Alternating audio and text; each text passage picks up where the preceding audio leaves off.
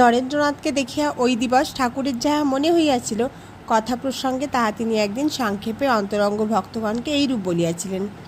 পশ্চিমের দরজা দিয়া নরেন্দ্র প্রথম এই ঘরে ঢুকিয়াছিল।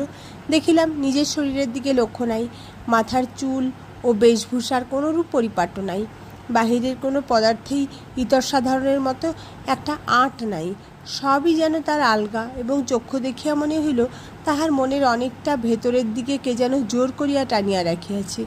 মেঝেতে মাদুর পাতা ছিল। বসিতে বলিলাম। গান গাহিবার কথা জিজ্ঞাসা করিয়া জানিলাম বাংলা গান সে 2-4টি মাত্র তখন শিখিয়াছে, তাহাই গাহিতে বলিলাম।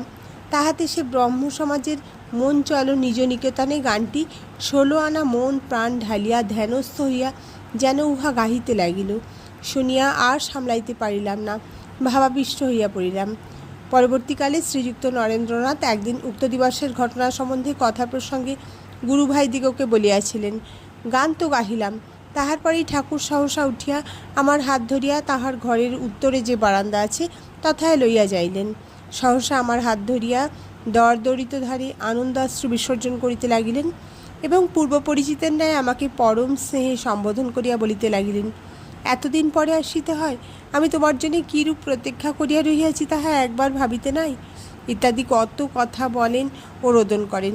পরক্ষণেই আবার আমার সম্মুখে করজোড়ে দণ্ডায়মান হইয়া দেবতার মতো আমার প্রতি সম্মান প্রদর্শনপূর্বক বলিতে লাগিলেন, জানি আমি প্রভু, তুমি সেই পুরাতন ঋষি নররূপী নারায়ণ, জীবের দুর্গতি নিবারণ করিতে পুনরায় শরীর ধারণ